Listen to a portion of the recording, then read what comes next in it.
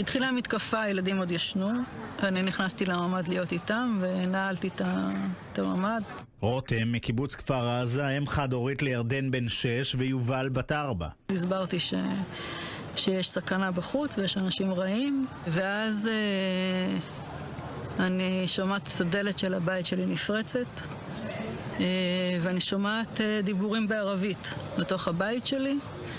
אני מנסה להחזיק את דלת הממ"ד, שהם לא הצליחו לפתוח, אבל כמובן ש6 מחבלים שהיו בתוך הבית שלי הצליחו לפתוח את הדלת. הם ירו כדור אחד על הדלת כדי לפתוח.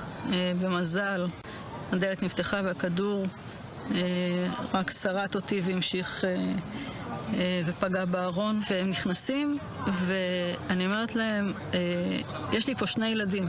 הדבר הראשון שאני אומרת להם, בעברית? לא, באנגלית. הם מסתכלים ואז אחד אומר לי באנגלית, אל תדאגי, אני מוסלמי, אנחנו לא נפגע בכם.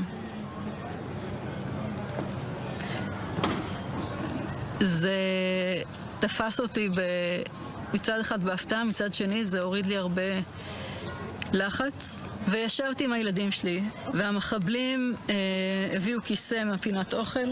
היה מחבל חמוש כל הזמן איתנו בממ"ד, והשאר מסתובבים בבית. אחד מהם רואה על השיש בננות, אומר לי, אפשר לאכול אחת? אמרתי לו, כן, אתה יכול לאכול אחת. מה הילדים אומרים? הגדול קצת יותר נלחץ, הקטנה לא ממש הזיז לה, הייתה עסוקה בטאבלט שלה. מה שכן הפחיד אותם קצת זה הנשק. היה איזה קונסיליום שלהם ליד הממ"ד די בהתחלה, דיברו בערבית, ובן שלי שואל אותי, הם עכשיו חושבים איך להתנצל? אמרתי לו שכנראה שלא. הם היו אצלי בערך 2 שעתיים. בסוף 2 השעתיים האלה אחד מהם סוגר לי את דלת הממ"ד והם יוצאים. זהו.